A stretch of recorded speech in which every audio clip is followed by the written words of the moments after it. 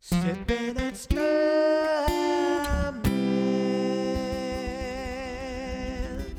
Whoa, whoo, yeah. Howdy, sippers. What's up, strummers? It's Brad, back. Episode 14, Sippin' and Strummin'. Hope you're well. Just sitting around today, being a bit of a layabout. Thinking about the big Lollapalooza weekend that just kicked off. Not kicked off, just wrapped up, actually. I didn't go. I would have gone to see Doechii. That's the only one that I really know. I remember looking at the lineup a month back, and I swear to God, I'm not just saying this for effect. Gun to my head, aside from Doechii, I don't know that I know. I mean, I know some of the other artists just from being alive on this planet, but like, I don't think I could name a song. I honestly don't. I don't know. But it got me thinking about the early Lollapaloozas, 91, 92, 93, that I would go to, and when they started, and how it's probably so different now, even though I haven't been, and how it was better back then. And then I stopped and thought to myself, maybe it was better back then. I don't know. And then also I wanted to tell people why it was better, and maybe if it was better back then. I truly believe it was better back then, but it's not important to anybody else but me as to why that is. The people are out, they're seeing music, they're having a good time with their friends and their family. It's beautiful weather, it brings money and jobs to the city. That's fucking good enough. Doesn't matter. We could all use more music festivals, so I don't care. But it got me reflecting, and I'm going to share some things about some of the early Lollapaloozas that I remember, and it's pretty funny. I'm sipping a 40-ounce Victoria. It's my favorite Mexican beer. It's in the 40-ounce format, sort of as an homage to my 21-year-old self, which is, I think, how old I was when I went to my first Lollapalooza, and I had been known to tote a 40-ounce around town back there in Pittsburgh. Not Victoria. I don't think we were that cultured down there in the Burgh at that time. I certainly wasn't. I didn't know nothing about no Mexican beers except Corona. But more like, there was a 40-ounce called Crazy Horse, a malt liquor that I used to love to drink. My old band had a song called Crazy Horse. OE, Mickey's, MGD, whatever. So I liked those around that time, and that's why I'm sipping out of this big boy here. Oh, also, shout out to my little sister. You see this new figurine on the amp back here. That's Quint from Jaws. It's the 50-year anniversary of Jaws. He's holding a little set of shark jaws there. Don't you tell me my business again. So that's going to live there, up there with the Quint poster with all of his quotes that she got me for a birthday a while ago. She also turned me on to this Lollapalooza 3-episode documentary that's on, I think, Paramount Plus, and so I watched that, and it was pretty cool. Talked about how Perry Farrell how it came about. Just a short story is that they were going to break up, Jane's Addiction. I'm sure you've heard of them. Jane Says, Nothing Shocking, Been Caught Stealing, great 80s band. And they were going to break up, I guess, and they wanted to do, but they were going to go play the Reading Festival first in England, I think that is. And they went over there, and Perry Farrell got too smacked out, and he couldn't make the show, so they had to not play. But I think their drummer or their bass player and their road manager were like, well, fuck it. Oh, a side note, though, my friend Dane, when I was tending bar back in Pittsburgh, he was working at a hotel across from the Civic Arena, which is where all the bands and the Penguins would play. He said, I can't remember if he said he took room service or he cleaned up after Jane's Addiction had stayed there, and he said he found like wrinkled, bloody pages in the Bible, he thought. I mean, either they wiped their bloody noses or their needles or something on the Bible page, on the pages and stuff. I thought that was fucking hardcore. That's intense. But anyway, Perry Farrell got too smacked out. He missed the concert. Stephen Perkins and the road manager were like, well, fuck it, I'm gonna go. They had a great time. They reported back to Perry and said, this is amazing. And they got the idea, how about for our last gig, we assemble a little roster of our favorite bands? And then someone upped the ante and said, what about if we do a farewell tour with it? And they were like, fuck, that's crazy. And so they decided to do that.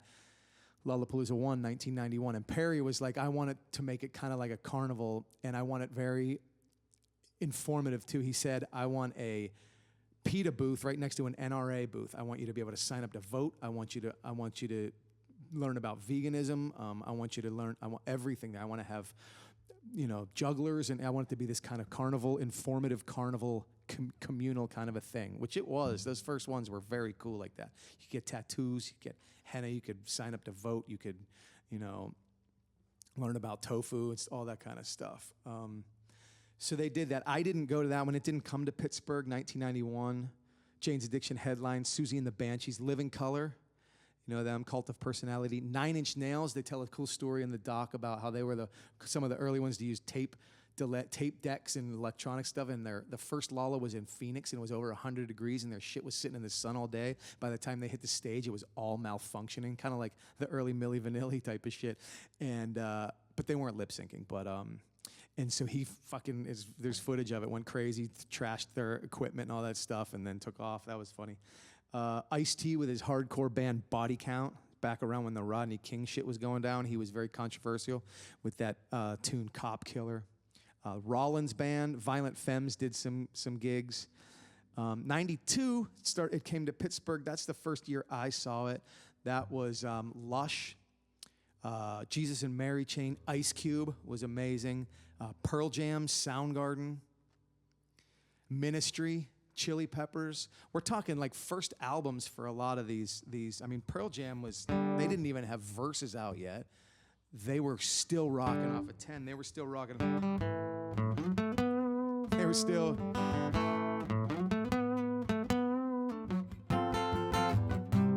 That's what they, Porch wants. 45-minute set, I think. They did.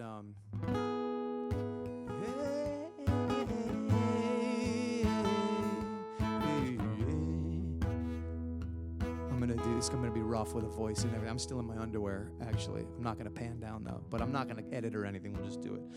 She's an empty canvas onto sheets of clay. Lay spread out before me as her body once did. We'll skip ahead.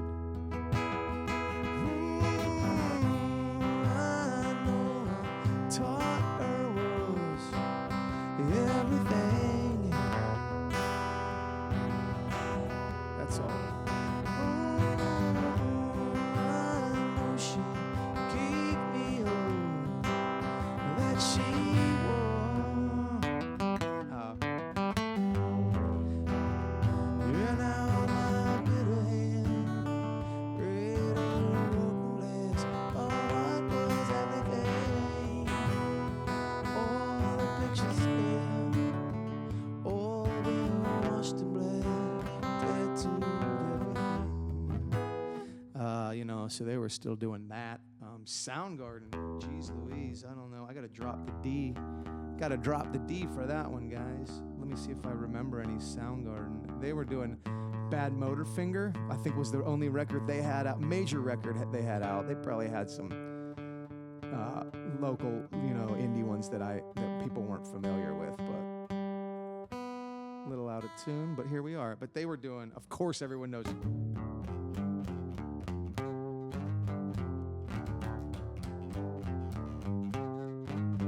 Right, and then I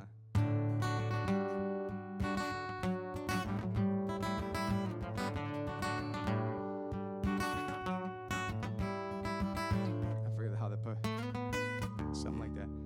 Show me.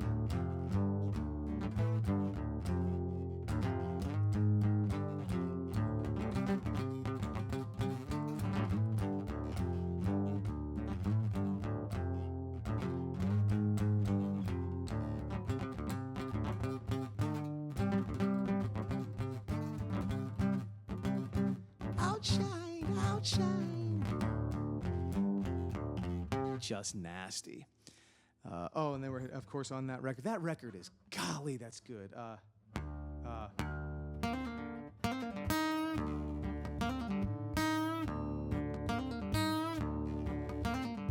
Jesus Christ Pose. banger. What else was on there? Oh, Slaves and Bulldozers. Probably it was my favorite track for a while.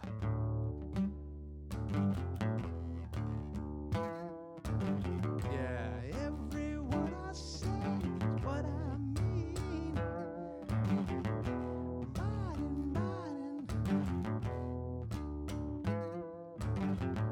Anyway, so that was them. That was the first time I ever heard Chris Cornell coming from that stage. Woo, Lordy. Lucky enough to see him 3 times, twice with Audio Slave, once with Soundgarden. And then Ministry came on second to last, and people were burning shit. I remember looking around, and there were fires all over. People were holding blankets and trampolining people up in the air 20 feet and catching them. Sod was just flying through the air.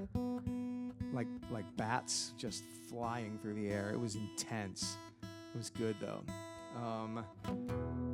And the Chili Peppers headline, I think they were naked. I think they had flames coming out of their head at one point. This was way back.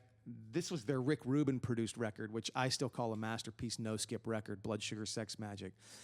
Put in the comments what you think are masterpiece no skip records. I have a bunch of them. Blood Sugar Sex Magic, August and Everything After, Counting Crows, The Stranger, Billy Joel, Grace, Jeff Buckley, Car Wheels on a Gravel Road, Lucinda Williams, so on and so forth. Let me know what you think.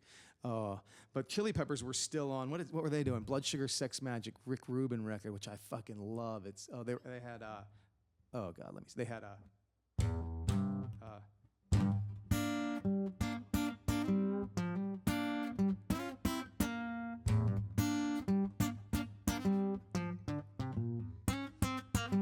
Funky Monks. What else was on? Oh,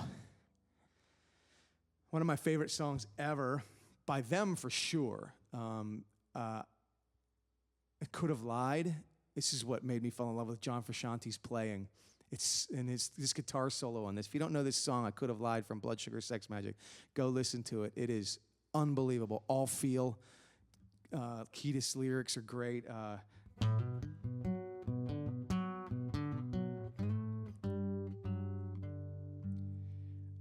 Must be something in the way I feel that she don't want me to feel.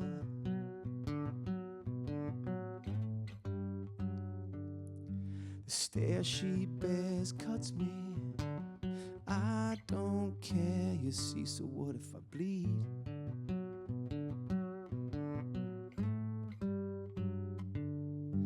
I can never change as to what I feel. My face can never show what is not real.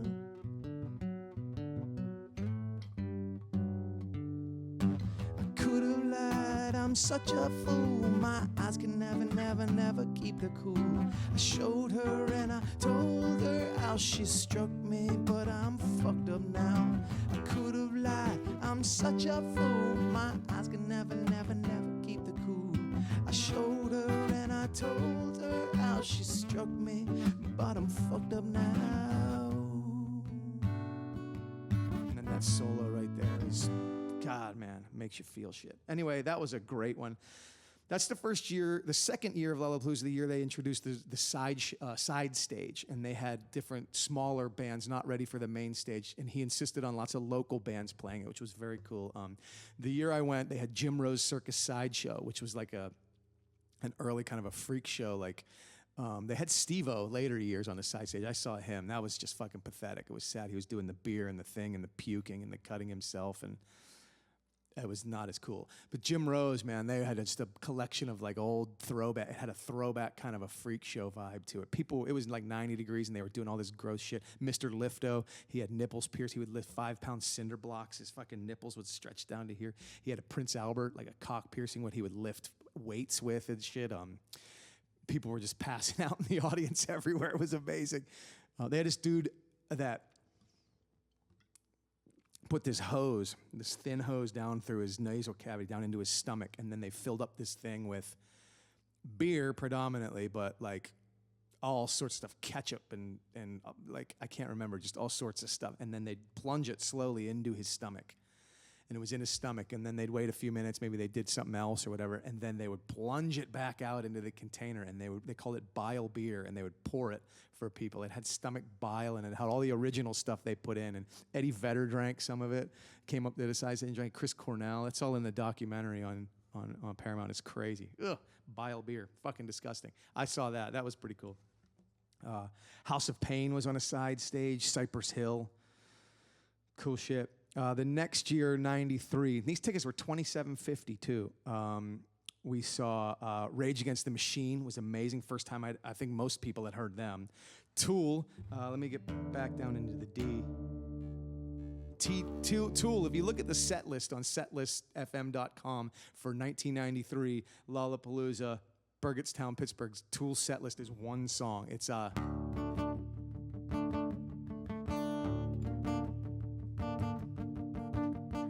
am just a worthless liar. I am just an imbecile. You know that tune. Can we just be sober? I just want to start this over. Anyway, they did one song. I had tickets up in the pavilion that year, a few rows back, and he said, after sober, he said, I just talked to management, and they said it's okay if all you fuckers on the lawn back there come and fill in some of these empty seats up in the front. There were no empty seats in the front. I remember turning around and seeing people just come down. I was like, oh, Lord, this is going to be nasty. And then they started their next song, and then just silence. They were up there playing, but you couldn't hear and see anything, and then they stopped. See ya, boys.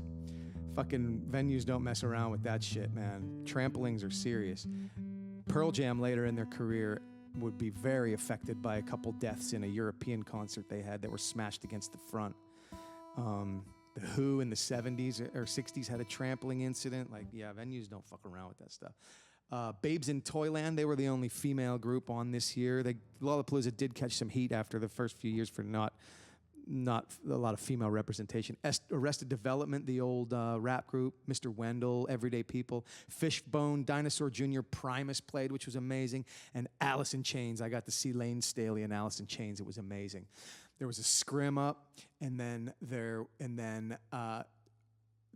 scrim fell, and there was a cargo net up there with just a light shining on Lane, and he had the microphone. He was halfway up the cargo net, and for the past 30 years, I could have sworn it was Dem Bones. Yeah, ding, ding, ding, ding, ding, ding, ding, ding, ah, but it wasn't. According to the set list, it was Damn That River that they opened with, but God, that was amazing. The side stage that year, you know, had some bands like Luscious Jackson. A lot of these must be locals. Thurston Moore, Sebadoh. Thurston Moore, I think, is from Sonic Youth, right? 94, I went to, and they had, who did they have? 94 was, oh yeah, this one was great. Green Day I didn't see. They jumped in when one of the bands hopped off, I think, and they jumped in. And it says here they actually got the plug pulled down them during their set in Raleigh, North Carolina for encouraging the fucking people to come down front. It's fucking people. But that was the Boredoms. I don't remember them. L7, Nick Cave and the Bad Seeds. Tribe Called Quest was amazing. The Breeders were great. George Clinton and P-Funk was amazing. Beastie Boys was so good. That was on the Ill Communication tour, and Ice... Q-Tip from Tribe came out and did some of the songs with them. I remember rapping. We were in like the 12th. We had good tickets that year. I remember MCA coming over and just rapping and like seeing me rap and kind of do a little eyebrows up thing. That was dope. I'm not saying I'm the only one that he ever did that to, but for me, that was cool. And then the Pumpkins closed. And apparently Nirvana had been scheduled to be on this, but they declined because there were breakup rumors. And then he died, Kurt Cobain, April, before this kicked off in June or July, this tour, so he just died in April. And then Billy Corgan was actually dating Courtney Love at the time, and she was backstage while we were watching Pumpkins. You could see her backstage being fucking all animated and annoying and drunk. And we still joke about this, my friends and I. Billy Corgan, it was not hitting. And at one point, he's like, you know, in that little fucking voice he has, he goes, "What's the matter? Does the sound suck? Do we suck?" We were like, yeah, buddy. They didn't suck, but I don't know. 95, and then it went in 96, and then this ticket sales kind of got a little shitty, so they went and got Metallica to headline, and Perry Farrell said, I'm not fucking being involved with Metallica. That's too mainstream. That's not what this is about. This is about, small, alternative, whatever that is. But, the whole doc is the tone of once things are alternative, they get gobbled up by mainstream, and then they're not, that's just the cycle of everything. So he said, I'm not going to be a part of it anymore. But listen to that lineup, dude. Metallica, Soundgarden, Ramones, Rancid, Screaming Trees, Rage, Cockatoo Twins, Waylon fucking Jennings, Cheap Trick, Violent Femmes, Wu-Tang, Steve Earle, Devo, 311. Yeah. I mean, come on. Then maybe they did one more year, I don't know, and then it quit. And then it came back in 2003, and I went and saw that one, and that was... Jane's got back together, full lineup. They headlined with Audio Slave. That's the second time I saw Chris Cornell, amazing. And they had that band. Remember Incubus? I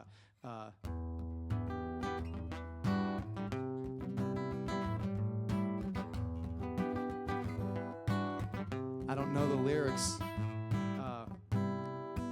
It can be before, and it seemed to have a way haunting mass appeal. Lately, I beginning to find that when I drive myself, my life is... And they had that DJ. Whenever tomorrow brings, I'll be there. Anyway, they played, and that was pretty good. But definitely Jane's and Audio Slave were the best, for sure. Who else was on that? Jurassic 5, the Donnas. Oh, Queens were on it. That's right. That's the first time I saw Queens of the Stone Age, too. That was good. Anyway, it went under after that, and then they brought it back in 2007 in Chicago, was it? And those early Chicago lineups were really cool, man. Pixies and they had a lot of really good bands. McCartney and I think Queen's headlining, and Chili's did again after 3 or 4 more of their albums when they were way far in their career. Now I feel like it's just a lot of filler, not a lot of soul, not a lot of stuff to it. If you were there, let me know what you think of it. Is there still a sense of community there? There's really not a sense of fucking community in the world, so I don't know why it would be at this concert. It's just another music venue, which, like I said, is fine. But I wish y'all would have been at the first handful of Lollas, because it was really something special, man. It was cool. But anyway, that's all. I just wanted to reminisce a little bit. I hope you all have a great day. I love y'all.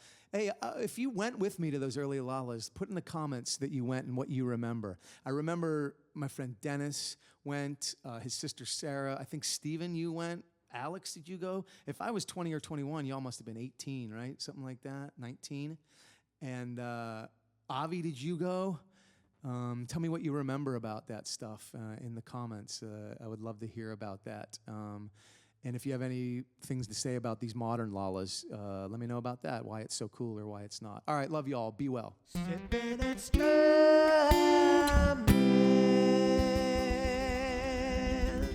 Whoa.